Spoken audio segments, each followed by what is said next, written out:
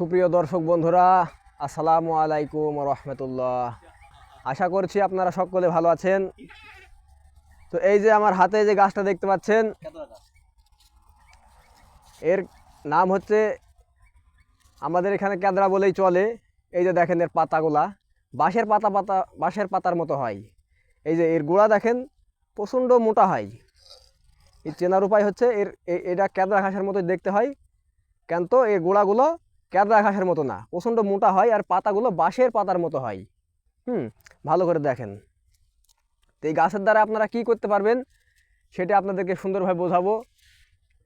তো এই গাছের দ্বারাই আপনারা যে মা বোনদের সাদা সিরাপ ভাঙে, সাদা সিরাপ ভাঙতে ভাঙতে যে মা বোনদের মাথা শূন্য হয়ে যায়, আবোল তাবোল বকে, সেই সব সাদা সিরাপ ভালো করার জন্য এই গাছের কাছে যাবেন, এই কেদরা গাছের কাছে যাবেন। তো এর নিয়মকানুন জানার আগে আমার একটা কথা, যারা আমার ইউটিউব চ্যানেল থেকে দেখছেন তারা আমার চ্যানেলটাকে সাবস্ক্রাইব করে দিবেন। যারা ফেসবুক থেকে দেখছেন তারা অবশ্যই ফলো করে দিবেন, কেননা যখন আমার এই মূল্যবান ভিডিওগুলো আপনাদের মাঝে ছাড়বো, সর্বপ্রথম আপনাদের মোবাইলে পৌঁছায় যাবে। তো ভিডিওটা না টেনে সুন্দরভাবে শেষ পর্যন্ত দেখার অনুরোধ রইল।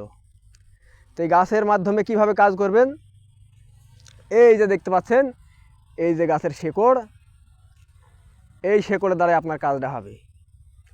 কিভাবে হবে, এই যে গাছটা উঠানোর পরে এই শেকড় নেবেন, এই যে এই শেকড়টা এই পরিমাণ নেবেন, এই পরিমাণ নেবেন।